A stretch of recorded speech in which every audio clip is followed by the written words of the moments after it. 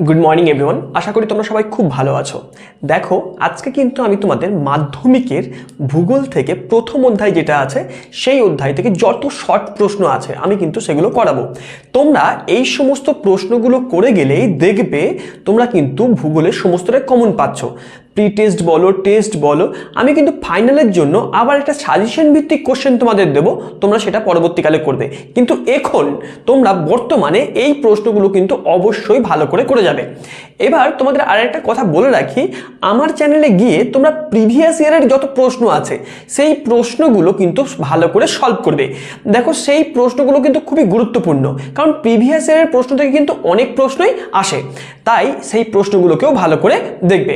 এবং আজকে আমি যে প্রশ্নগুলো করাচ্ছি সেগুলোও তোমরা খুব ভালো করে দেখে নাও, এবং এই প্রশ্নগুলো কিন্তু তোমরা ফাইনাল অবধি ভালো করে করে যাবে।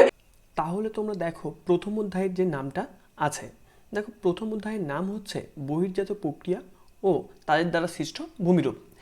দেখো প্রথম যে প্রশ্নটা আছে, ম্যাটারহর্ন সৃষ্ট একটি শৃঙ্গ একটি, সেটা হচ্ছে পিরামিড চূড়া।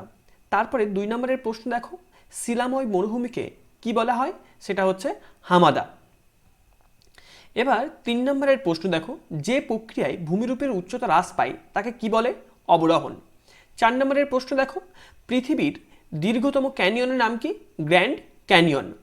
তারপরে 5 নম্বরের প্রশ্ন দেখো, 5 নম্বরের প্রশ্ন হচ্ছে যে মিশরের কাতারা পৃথিবীর বৃহত্তম মরুখাত। 6 নম্বরের প্রশ্ন দেখো, বড় হাতলওয়ালা ডেক চেয়ারের মতো ভূমিরূপকে ফরাসি ভাষায় কি বলা হয়, সেটা হচ্ছে সার্ক বলা হয়। এবার 7 নম্বরের প্রশ্ন দেখো, পৃথিবীর বৃহত্তম সুপেয় জলের ভাণ্ডার হলো, সেটা হচ্ছে হিমবাহ। 8 নম্বরের প্রশ্ন দেখো, পাখির পায়ের মতো আকৃতি বিশিষ্ট বদ্বীপ গঠিত হয়েছে কোথায়, সেটা হচ্ছে মিসিসিপি মিসৌরির মোহনায়। 9 নম্বরের প্রশ্ন দেখো, উচ্চ গতিতে নদীর প্রধান কাজ কি, সেটা হচ্ছে ক্ষয়কাজ। এবার 10 নম্বরের প্রশ্ন দেখো, পৃথিবীর বৃহত্তম নদী অববাহিকা হলো আমাজন। তারপরে দেখো এই প্রশ্নটা এবছর এসেছিল, বহির্জাত প্রক্রিয়ার শক্তির মূল উৎস কি, সেটা হচ্ছে সূর্য। 12 নম্বরের প্রশ্ন দেখো, ভূমিরূপ প্রক্রিয়ায় গ্রেট কথাটির প্রবক্তাকে, সেটা হচ্ছে গিলবার্ট। তারপরের প্রশ্ন দেখো, প্লায়াকে রাজস্থানের থর মরুভূমিতে কি বলা হয়, সেটা হচ্ছে ধাঁধ বলে। 14 নম্বরের প্রশ্ন দেখো, হিমশৈলর কত ভাগ সমুদ্র জলের উপর থাকে, 1/10 ভাগ বা 1/9 ভাগ। 15 নম্বরের প্রশ্ন দেখো, মরু অঞ্চলে বায়ু ও জলধারার মিলিত কার্যের ফলে সৃষ্ট ভূমিরূপকে কি বলা হয়, সেটা হচ্ছে পেডিমেন্ট বলে। 16 নম্বরের প্রশ্ন দেখো, পৃথিবীর বৃহত্তম লোয়েস সমভূমি অবস্থিত হুয়াংহো অববাহিকায়। 17 নম্বরের প্রশ্ন দেখো, নদীর গতিবেগ দ্বিগুণ হলে বহন ক্ষমতা বৃদ্ধি পায় 64 গুণ। 18 নম্বরের প্রশ্ন দেখো, যে প্রক্রিয়ায় বিভিন্ন প্রাকৃতিক শক্তি ভূপৃষ্ঠের উপর কাজ করে ভূমিরূপের পরিবর্তন ঘটায় তাকে কি বলে, সেটা হচ্ছে বহির্জাত প্রক্রিয়া।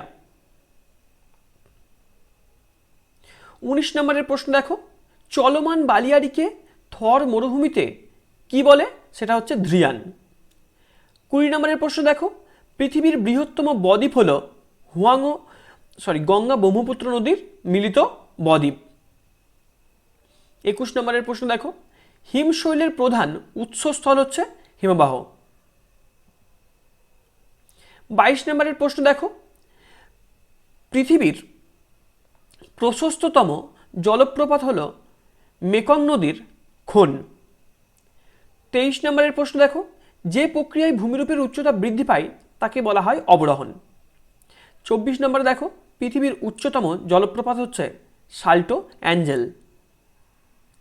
25 নম্বরের প্রশ্ন দেখো, ভারতের বৃহত্তম নদী মধ্যস্থ দ্বীপ বা চর, সেটা হচ্ছে মাজুলি দ্বীপ।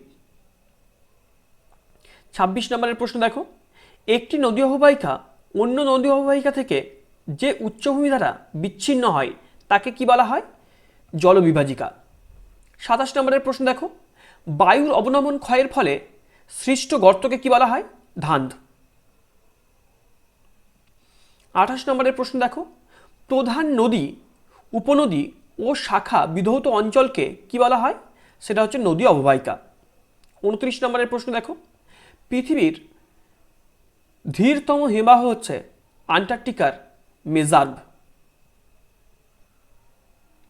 30 নম্বরের প্রশ্ন দেখো, অর্ধচন্দ্রাকৃতি বালিয়াড়িকে কি বলা হয়? বারখান। পৃথিবীর বৃহত্তম নদীদ্বীপ হল ইলাহাদা মারাজো। 32 নম্বরের প্রশ্ন দেখো, দুটি নদীর মধ্যবর্তী স্থানকে কি বলা হয়? দোয়াব। এটা ছোট থেকেই পড়ে আসছো তোমরা। 33 নম্বরের প্রশ্ন দেখো, কোন প্রাকৃতিক শক্তির ক্ষয়কার্যের ফলে মন্থকূপ সৃষ্টি হয়? সেটা হচ্ছে নদী। 34 নম্বরের প্রশ্ন দেখো, ঢালু পর্বতগাত্র ও হিমবাহের মধ্যে যে ফাঁক দেখা যায় তাকে বলা হয় বাগস।